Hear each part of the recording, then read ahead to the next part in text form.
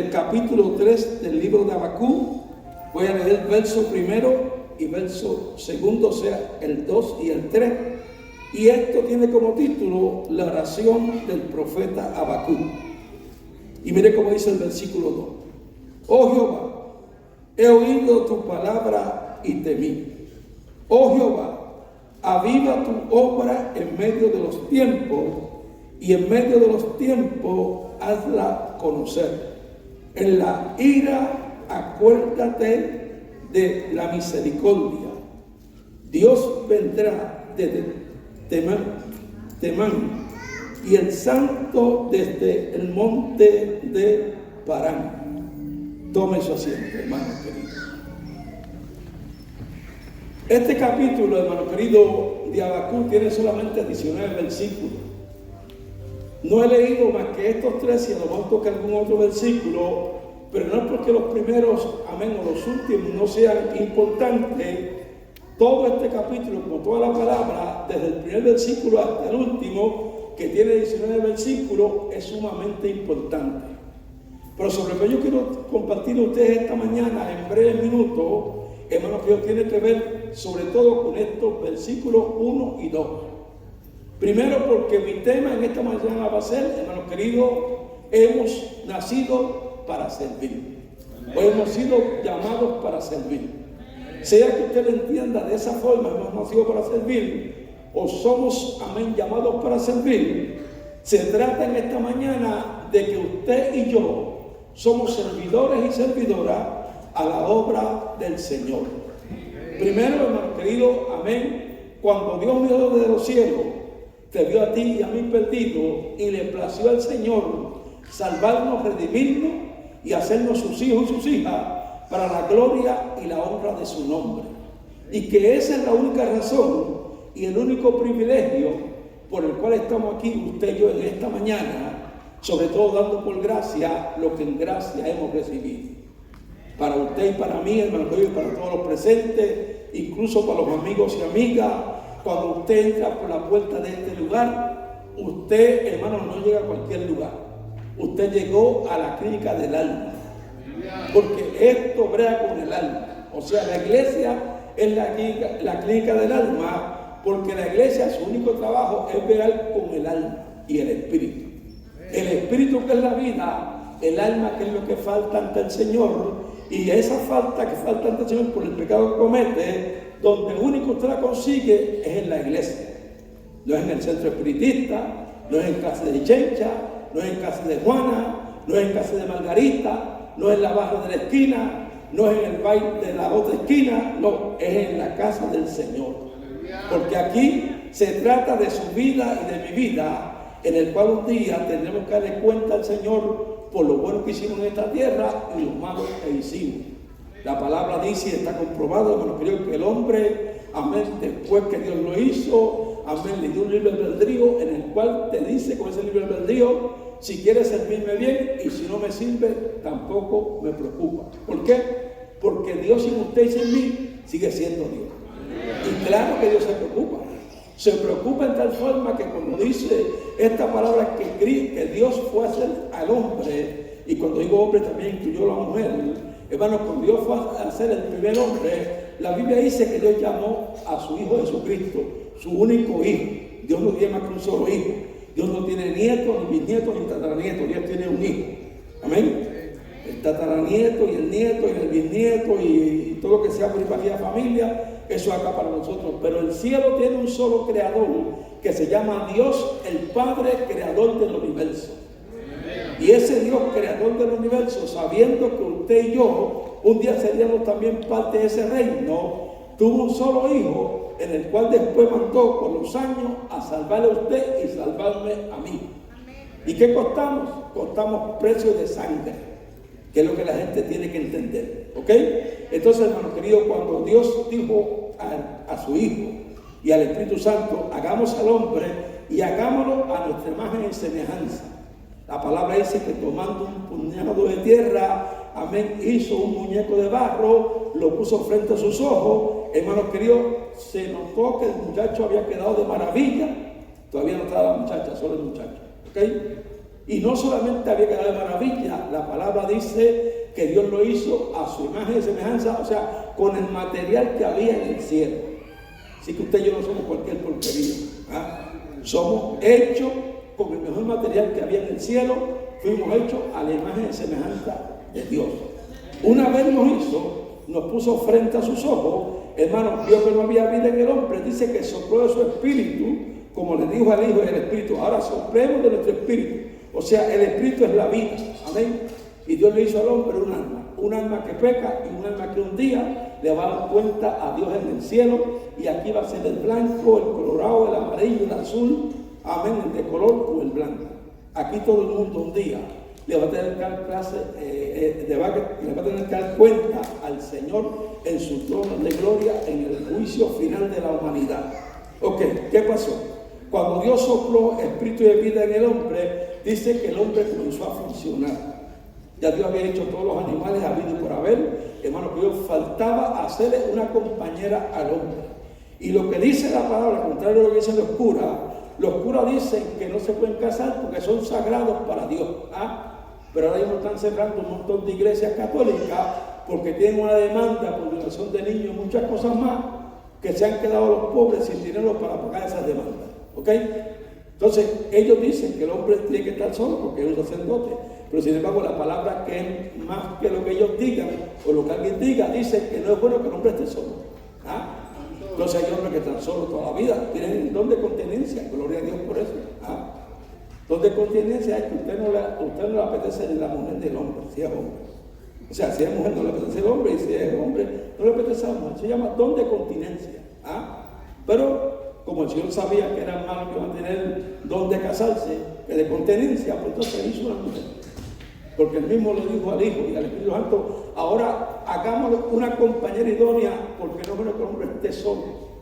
Entonces, hermano, yo quiero que usted sepa, como ministro he llegado con cientos de mujeres y hombres que están solos y han llegado a viejitos, hermano, y la vida más triste que usted pasa es cuando usted llega a viejo solo, o a viejita sola.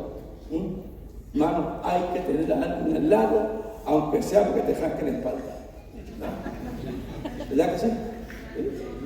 Sí, porque eso es como todo, eso es como el rico. Mire, hermano, el rico hace dinero y hace dinero y hace dinero, hermano. Y entonces dice: no, yo voy a guardar porque esté viejito, porque mi hijo no esté y no tengo que pedírselo a nadie. Pues mira, cómetelo ahora, porque cuando llegues a 80, 90 años, ¿sabes cómo va a decir?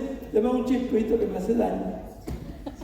Entonces comételo ahora, que tiene gente buena, que te son los dientes tuyos y que tiene buen apetito y que tiene buen organismo que te deshace esas carnes allá en el vientre en un momento.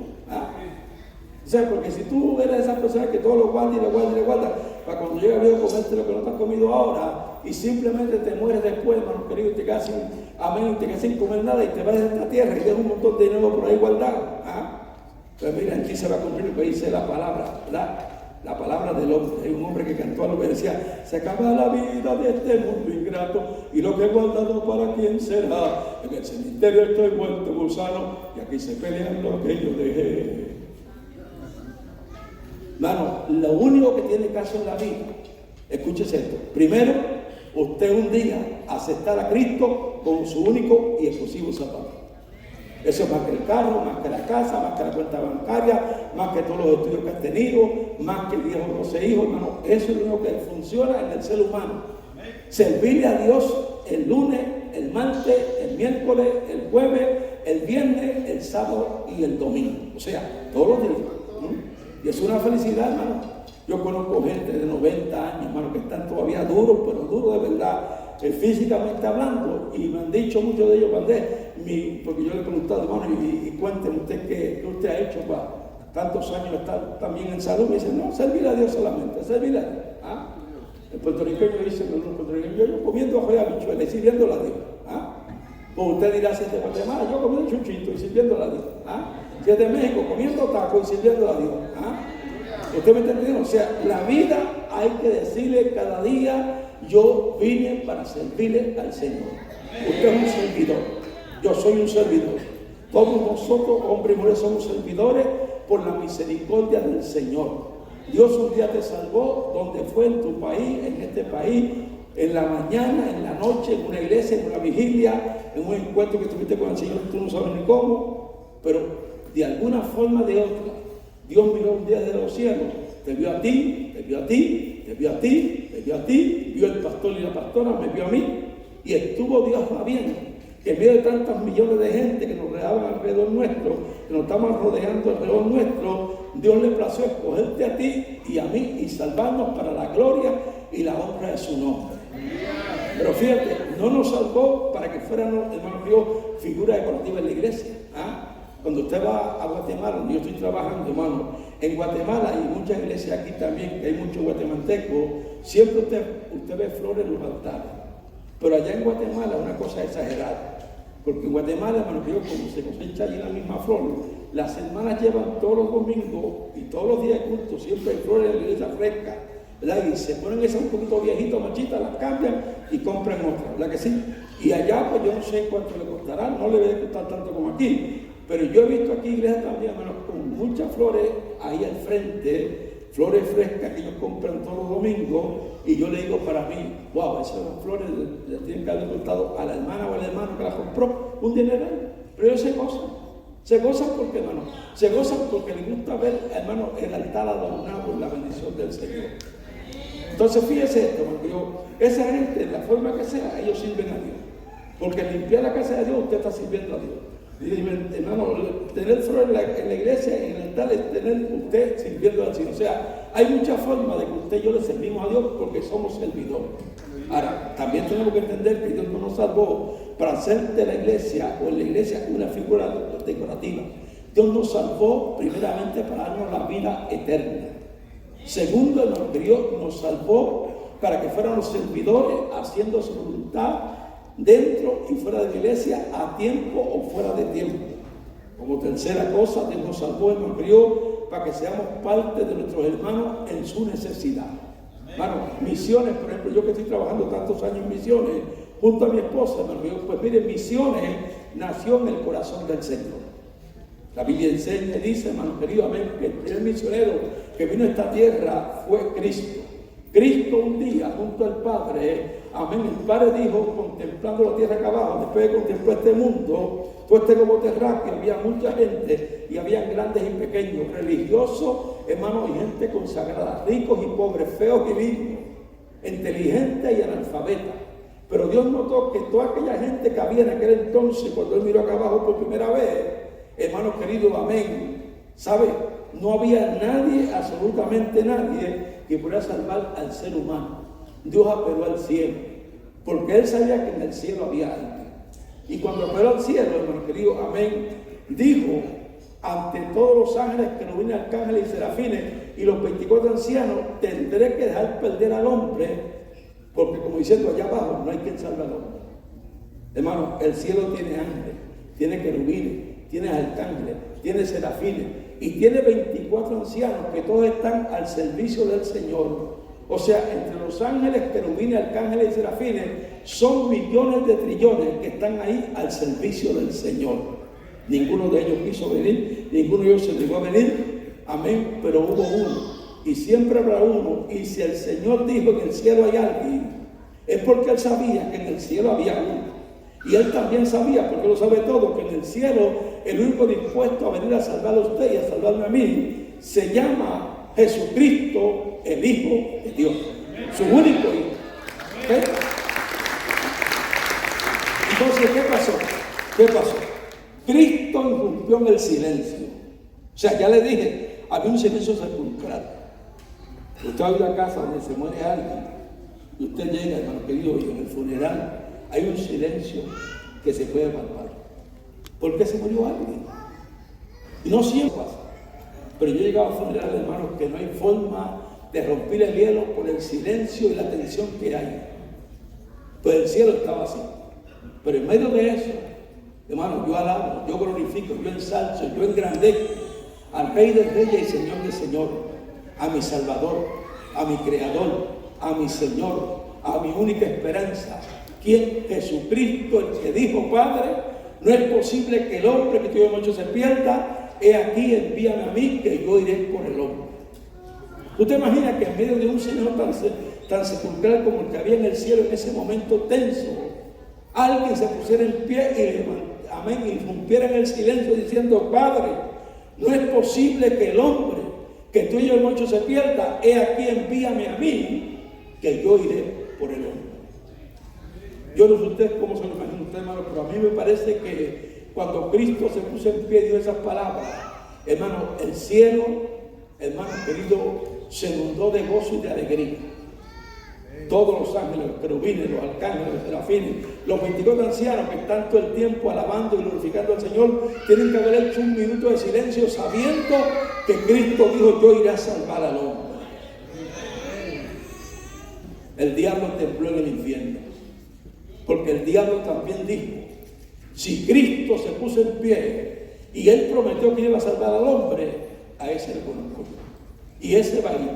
Y ese va a libertar al hombre. Y definitivamente Cristo abandona el trono de gloria, nace entre los hombres, vive entre los hombres, sufre con los hombres, sirve a los hombres, y al final del camino va y muere por los hombres. Usted sabe, como Cristo es Dios, y Dios el Padre y el Espíritu Santo son eternos y nunca van a morir, porque los que no nacen no mueren. Y ellos no nacieron, por eso no van a morir. Y son eternos. O sea, Dios no tiene principio ni fin. Nosotros los seres humanos, por mucho sepamos, mucho tengamos y mucho nos cuidemos, nos vamos a morir un día. La vejez es una cosa que usted y yo no la entendemos, pero la vejez está comprobado que te toma un día, te chupa, te aprieta y te liquida. Si sabes algún medio para escaparte de la vejez, avísame. Porque incluso está comprobado que Dios lo sana todo. La palabra dice en Isaías 53 y el verso 4, 5 y 6. La palabra dice, y le cito el verso, primero, versículo 4 dice: ciertamente llevó en nuestras enfermedades, sufrió nuestros dolores, y nosotros le estuvimos por azotados, por herido de Dios y abatido. El 5 dice: mas él herido fue por nuestras rebeliones, fue molido por nuestros pecados. El castigo suyo, el mío, el del pastor y el de todos ustedes, hermano Dios, fue sobre Cristo, y por su llaga nosotros fuimos curados. Y me llama la atención cuando el 6 dice: todos nosotros, aquí no quedó nadie, todos nosotros lo descarriamos como ovejas, y cada cual se apartó por su camino, mas Jehová cargó en él el pecado de todos nosotros. Entonces está comprobado que lo único que Dios no sana es la vejez. Pero si usted está acabando de decir, hermano, que hermano Valdir, usted dijo ahora mismo que Dios lo sana todo. Sí, pero la vejez no. La vejez no la sana, fíjate de eso. Hay gente que lleva 100 años y no le duele nada. Pero no llega a 200 sin morirse, se muere. Y alguien dijo, como dijo una por allá, una vez yo estaba hablando de estas cosas, hermano. No estaba hablando de eso, estaba hablando de otra cosa. Pero hice énfasis sobre una persona que había muerto y que yo conocía, y que a mí me dolió en el alma que se fuera de este mundo la vida eterna. Y por alguna razón u otra yo abordé un poquito sobre este muerto, y cuando terminé, me dice mi hermano, estaba muy bueno el mensaje, yo me estaba gozando, pero usted rompió a hablar de ese muerto, yo como que se me enfrió el alma. Y yo dije, ¿por qué? Bueno, porque es que uno está también en esta vida, que uno no quisiera morirse. Pues yo le dije, pues ciertamente tú y los tuyos, igual que yo y los míos, vamos a morir. Ahora, déjame decirte una cosa, yo tengo buena noticia para ti. Me dijo, dime. Bueno, pues buena noticia para ti es que mire, el pastor y yo, si Dios cree que duramos 150 años, para entejarlo a todos ustedes, pues nos sacrificamos. Es que hay gente que no hay cómo entenderlo. Ustedes ven en una iglesia que hay un aire, mire que eso enfría de verdad. Y también hay gente así. Pero si lo que hay es abanico, usted lo ve haciendo así. Difícil ver con gente, hermano. Pero gloria a Dios que el Dios nuestro es un Dios que llama a hombres y mujeres y los capacita para bregar con todas circunstancias. Y el Dios nuestro tiene control del mundo y los que no habitamos, y el Dios nuestro está entre nosotros esta mañana, y lo que tú necesites, Él lo tiene para ti. Así que tú estás, te repito, en la clínica del alma.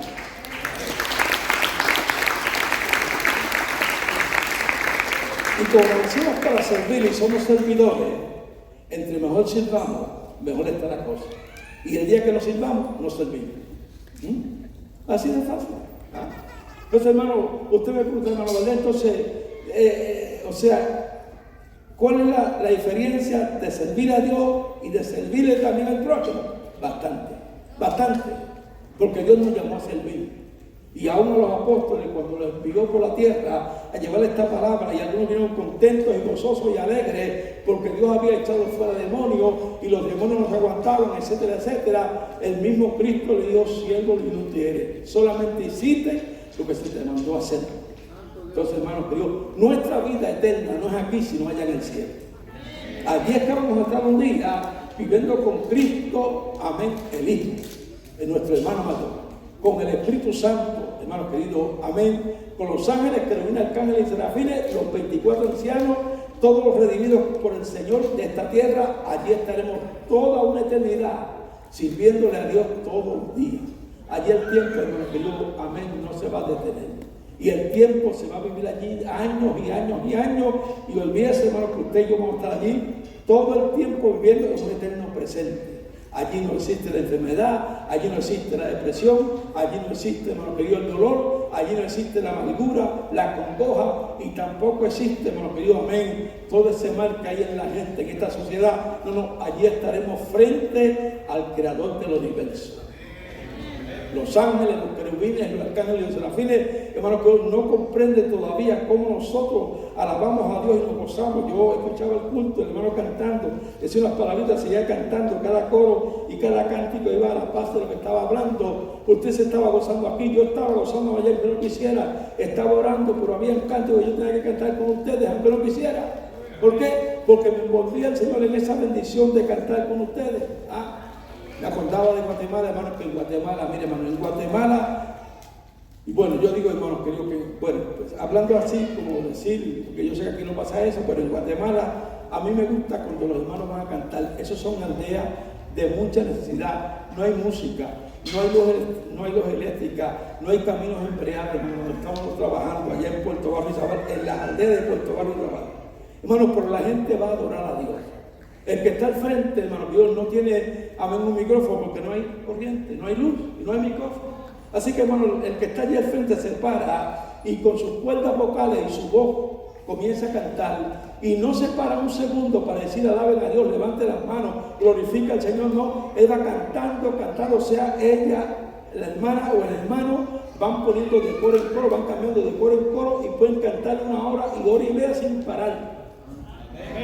Oye, hermano, la bendición se siente en todos los lugares que hay un hermanito allí, pero cuando ellos terminan de cantar, hermano, ellos se sientan a escuchar el mensaje, y si ellos pueden cantar 2 horas, ellos están dispuestos a escuchar 3 horas de 3 horas del mensaje. ¿Saben? Hay una cosa muy diferente. Entonces, fíjense, hermano, por ejemplo, cuando estamos allí, mire, en Guatemala, en esa aldea se da culto el lunes, el martes, el miércoles, el jueves, el viernes, el sábado y el domingo. ¿Y sabes qué, hermano? Cuando estamos trabajando en esas aldeas, haciendo construcciones, porque allí de eso se dedica, de trabajar en todo lo que hay, predicar por la noche, etcétera, etcétera. O sea, que allí hacemos el trabajo misionero, hacemos el trabajo también del pastor, hacemos el trabajo del consejero, hermano, que se hacen muchas cosas. Tampoco vas en esta forma, porque si vas a una aldea de esa en esta forma, pues sería un payaso ante los demás. Tienes que bajar a nivel de ellos para que puedas compartir esta palabra y que ellos puedan escuchar lo que tú quieres llevar. Allí, hermanos queridos, hay mucha necesidad. Cuando llegamos al culto, yo me acuerdo que siempre mi esposa anda con una mochilita, tiene ahí un pantalón mío, tiene ahí un suéter, una camisa más corta. Llega la verdad, yo soy el predicador en la noche. Hemos comenzado a trabajar desde las 9 de la mañana, pero a las 6 de la tarde se para la construcción. Porque en esa aldea, todos los días, hay un culto a las 7 por la hora del reloj. Que no es como dicen acá, que dicen, no, hermano, la hora por hora. ¿A qué hora es, hermano? Por la hora americana. No, esa también falla. La hora exacta es la hora que dice el reloj. Así que allí todos los días hay un culto a las 7 de la noche y es por la hora del reloj. Entonces, a las 6 se para el trabajo, pues el que pueda bañarse, que tiene agua en la casa, pues se goza y va al culto más fresco de los que trabajaron. Los que no pueden bañarse, como a mí me ha pasado muchas veces, pues no hay agua en la aldea, pues tengo que ir entonces con el pantalón que trabajé todo el día, me cambio una camisita que mi esposa me lleva, un suéter, y entonces, pues, hermano querido, pues, no tengo esa camisa sudada, pero tengo una camisa que está en un cuerpo que no ha podido dar un baño de agua, y entonces el picor es insoportable. Con todo y eso, cuando vamos al culto, hermano, todos nos abrazamos, y todos nos queremos, y todos hablamos el uno con el otro, hermano, y es glorioso, porque cuando está dando el culto, usted ve que los hermanos van llegando y se van abrazando, y hermano, todo el mundo nos abrazamos. ¿Por qué? Porque son aldeas. Y yo me gozo, ¿sabe por qué, hermano?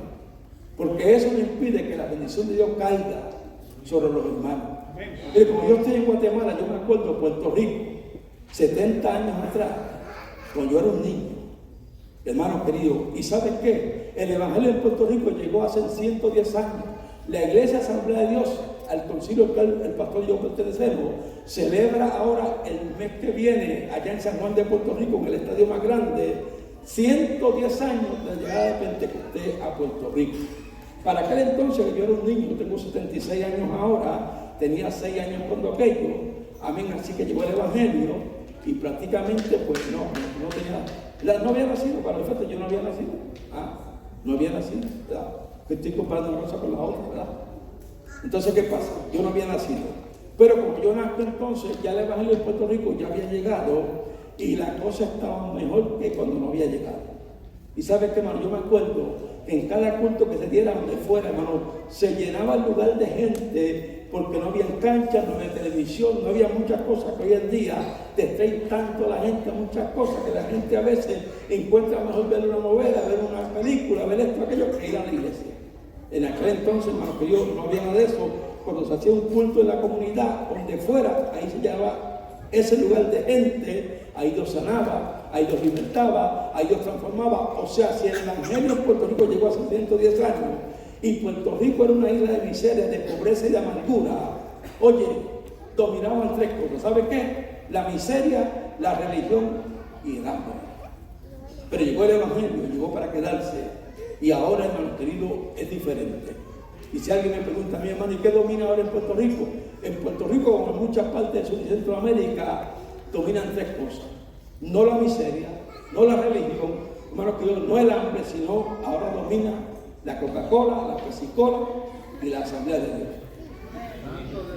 Llegó el Evangelio. O sea, cuando el Evangelio llega a tu casa, hermano, a tu casa, cuando llegó a mi casa, la vida fue diferente. El Evangelio transforma, el Evangelio salva, el Evangelio sana, el Evangelio liberta.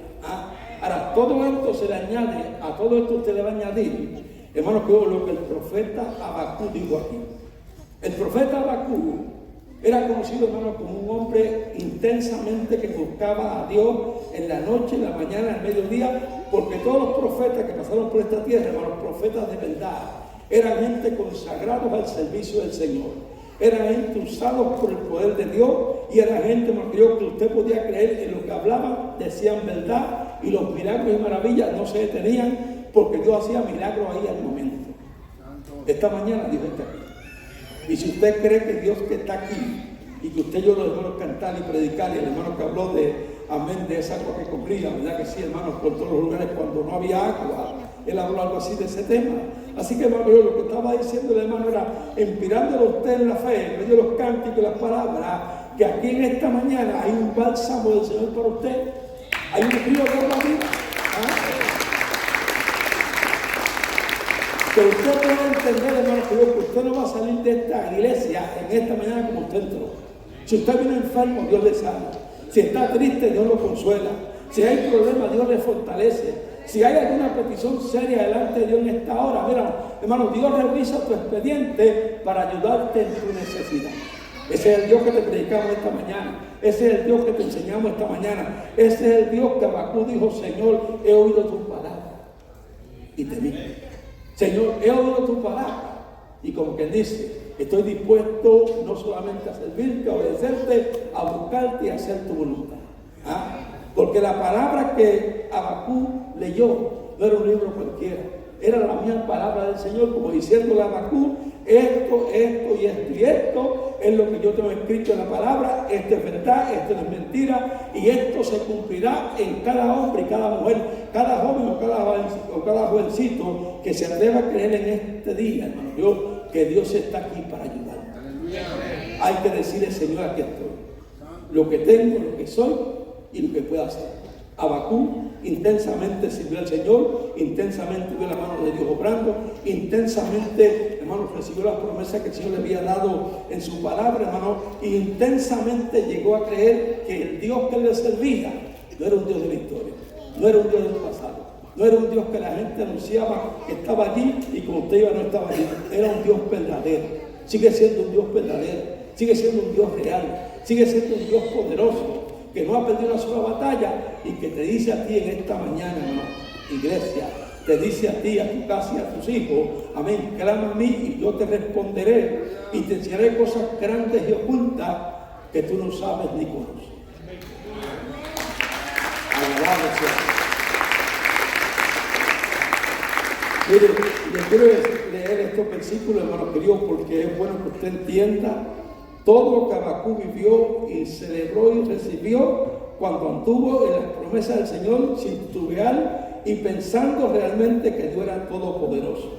Y miren lo que dice el verso 17, solamente el 18, el 17 y el 18 lo quiero leer para que se lleve usted en su cabeza y usted entienda en la semana y comprenda, hermano, que usted sirve a un Dios real y verdadero. Habacuc dice en el verso 17, aunque la higuera no florezca, ni en las vides haya fruto, aunque falte el producto del olivo y los labrados no den mantenimiento y las ovejas sean quitadas de la majada y no haya vacas en los corrales, con todo yo me alegraré en Jehová y me gozaré en el Dios de mi salvación.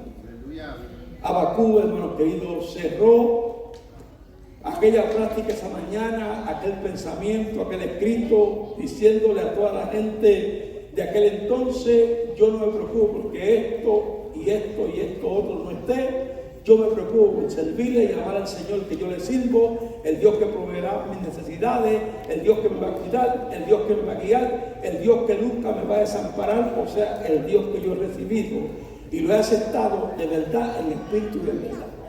Dios sigue siendo bueno. Hermano, el pastor le dijo a ustedes que yo fui a Bolivia y esa es su tierra, hermano.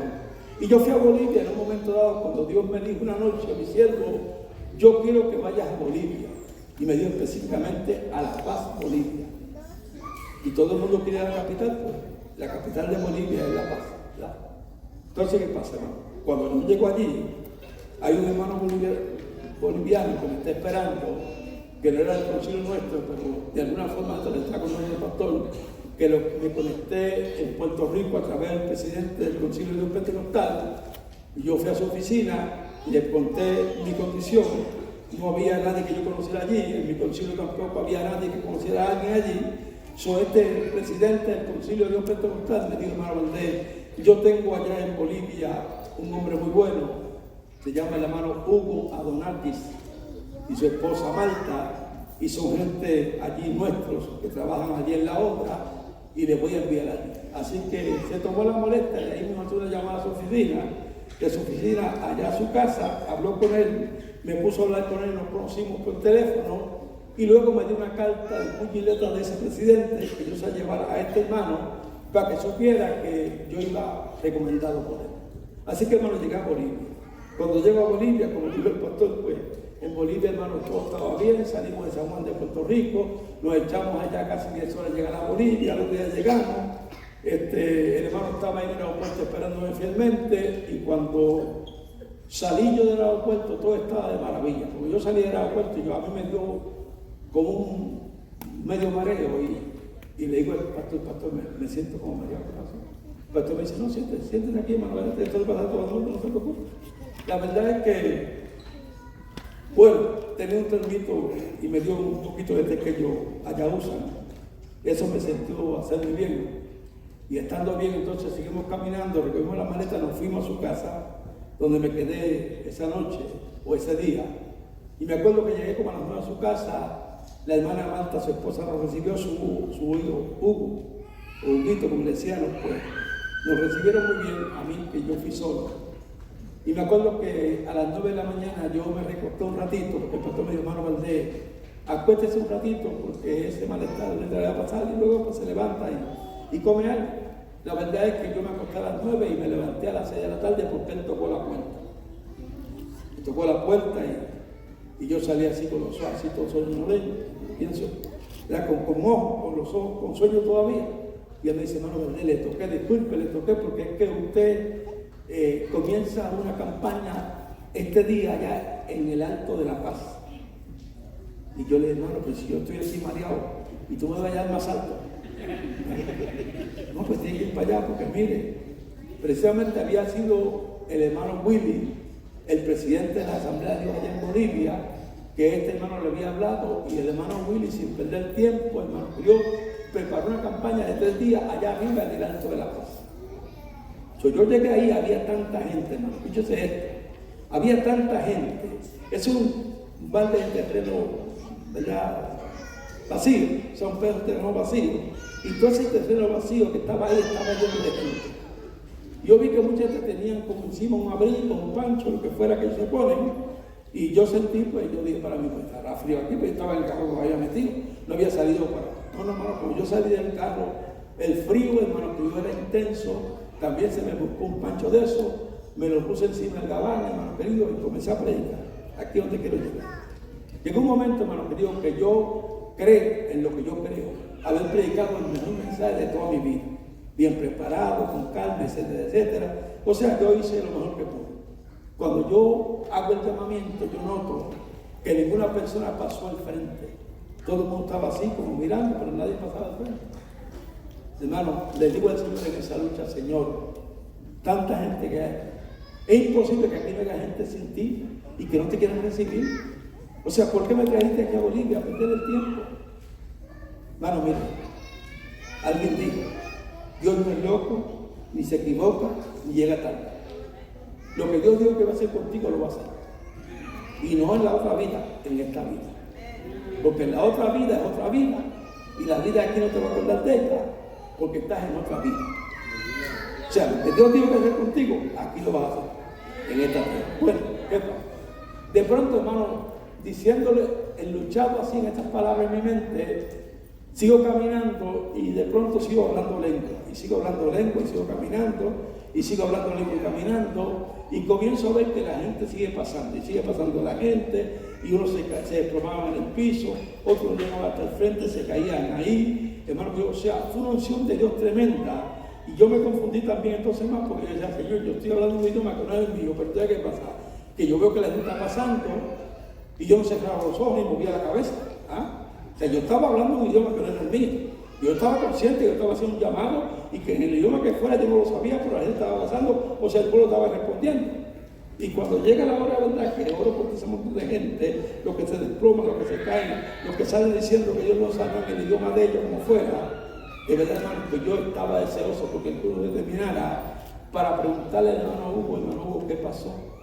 Si yo estuve un rato llamando a la gente en mi idioma, nadie pasó, y luego de pronto, amén, se desata esa avalancha de gente para el frente, y gente llorando, y gente abrazándose, y gente levantando su mano para recibir a Cristo. Yo no entendía. Ahí fue donde el hermano Hugo me dijo, hermano Valdés, usted viene de Puerto Rico, es la primera vez que usted viene a Bolivia. Usted desconocía que el idioma mayor aquí en Bolivia es el Aymara. Hay otros idiomas, pero el mayor es el Aymara. Como decía en Puerto Rico, usted habla español, y aunque se habla inglés entre la gente, algunos de ellos, muchos de ellos también, pero no todo el mundo habla inglés como en Estados Unidos, que usted habla inglés porque no es que quiere o sabe, es que lo necesita. ¿Ah? ¿Usted me entiende? Entonces, él me dice, hermano Valdés, lo que pasa es que usted desconoce que el idioma aquí oficial mayormente es el Aymara. Y hubo un momento que usted sí estaba hablando lengua, pero usted estaba hablando en Aymara. Y la gente comenzó a pasar, porque la gente comenzó a entender lo que usted quería decir. Hermano, yo me acuerdo que cuando Dios me dio baja a ir a Bolivia, y yo hice las conexiones para ir para allá, Yo predico un domingo en la mañana en una iglesia en Puerto Rico. Al otro día me voy a Bolivia, lunes. Cuando yo estoy ahí, que terminé de orar, cuando terminé de predicar, me pongo a orar ahí en el altar. Vino un muchacho que no me conocía, que por cierto después descubrí que era de México, y me puso la mano en la cabeza y me dijo: mi siervo, te llevo a Bolivia y te doy un idioma, o una unción, dijo, no un idioma, te doy una unción nueva en el ministerio que tú no conoces. Hermano, esa unción se hizo real esa noche, la primera noche de campaña. Esa unción duró muchas veces en diferentes campañas, en diferentes programas de televisión, de radio que yo estuve, hermano, que el hermano Hugo me fue llevando, hermano, que o sea, era algo que no hay forma de explicarlo, porque aprender un idioma que tú no puedes hacer de un día para otro, no es como dicen por ahí la gente, inglés sin papel. No, eso es otra cosa. Así que, hermano, ¿qué le puedo decir? Dios sigue siendo bueno. Aquí en Bolivia logramos que Dios salvara a mucha gente y que se añadieran al reino celestial del Señor. Y donde quiera hemos ido con esta palabra, sea en la forma que sea, Dios nos usó para la gloria y la honra del Señor.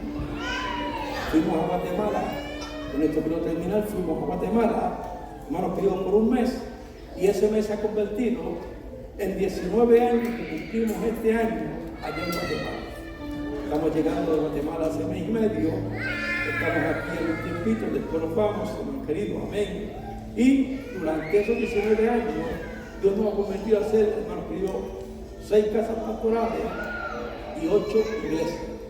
Y todo eso ha sido, hermanos queridos, gracias a la bendición del Señor cuando compartimos con gente como ustedes, lo que hacemos en un país que no es el nuestro, hermanos queridos, pero que Dios nos tiene ahí. Y no me pregunten, pensar con el hermano, ¿y qué se siente? Si le gusta, no le gusta. Bueno, hermano, hay cosas que yo no puedo explicar si me gusta o no me gusta. Yo lo que sé es que como tú estás en la voluntad del Señor, hermano, es diferente. Entonces me contó así a Pueblo de Pájaro, ¿verdad? Los años que lleva aquí, donde estuvo trabajando, después llegó aquí, hermano. ¿Cómo dijo aquí la bendición, lo prosperado? Pues yo cuando yo oigo lo que el pastor me estaba hablando, hermano, yo después de tantos años aquí trabajando en este país que no es el país de él, yo le tuve que decir, por lo que le digo a mucha gente, ya usted es parte de esta nación. ¿Ah? Pero no estaba en su cabeza, ni pasó por su cabeza, como así no pasó por la mía, estar un día en Bolivia haciendo la voluntad del Señor, amén, como tampoco le pasó a él estar en Estados Unidos haciendo la voluntad del Señor. Así que, hermano, que yo, el tiempo faltaría para decirle tantas cosas que Dios ha hecho en Guatemala, en Bolivia cuando estuvimos, hermano, y en cualquier país que hemos ido. ¿Ah? Lo único que recuerdo, hermano, que yo con esto termino, es que allá en la última noche en Bolivia, en La Paz, Bolivia, estábamos predicando una campaña. Dios levantó a una muchacha que había quedado paralítica de un día para otro. Lo que esta muchacha, como ella misma testificó, ella eran los estudios, amén, el lugar donde trabajaba, las amigas en la tarde, pero un día dice, como costumbre, llegó a su casa a las 3 de la mañana. Se acostó, quedó dormida. Por la mañana, cuando se fue a levantar, sintió que el cuerpo no reaccionaba. Comenzó a gritar. Fue su mamá corriendo al cuarto: ¿qué te pasa, hija? Mami, no puedo mover los pies, no puedo mover las manos, ¿qué me pasa? Etcétera, etcétera. Bueno, lo demás fue historia. Ella quedó paralítica por más de 6 meses. A los 6 meses llegué yo a Bolivia. En un culto que se iba a estar pronunciando, ella oyó hermano, que la promoción que se hacía por la radio y la televisión. Y ella estuvo ahí esa noche, hermano, y esa noche Dios la sanó. Y yo le dije, ¿por qué no vamos? Y yo me acuerdo que yo le dije antes de orar por todos ellos, yo le dije, hermano, aquí no vamos a orar por milagritos. Bolivia, usted sabe que tiene un sala para muchos milagritos, la ofrendita, el porrito. No, yo le dije, aquí vamos a hablar de un milagro. Y me acuerdo que cuando voy a orar, hermano, Dios me impulsa, voy con una muchacha que estaba ahí al frente, le tomo de la mano en una versión, se levanta la muchacha, comienza a caminar. Y eso fue suficiente para que los demás que estaban allí fueran libertados de algunos amados. Todo lo que estuvo aquí, por lo que yo me acuerdo de todo ese culto, después de tanta bendición, hermano, fue que como yo llego abajo, porque la iglesia está arriba, el estadio era, el auditorio era un sitio grande, estaba arriba, y había que bajar la escalera esa. Y cuando yo voy bajando la escalera, hermano, hay un jovencito afuera que me está esperando, y me dice: hermano Valdés, usted sea mañana a Puerto Rico, pero aquí voy a quedarme. Y yo le voy a decir a que la gente lo que usted dijo, que no es un milagrito, que no es una ofrendita, que no es un corito, no es un milagroso, no es una ofrendota, es un corazo para el Señor. Yo siempre me acuerdo de eso.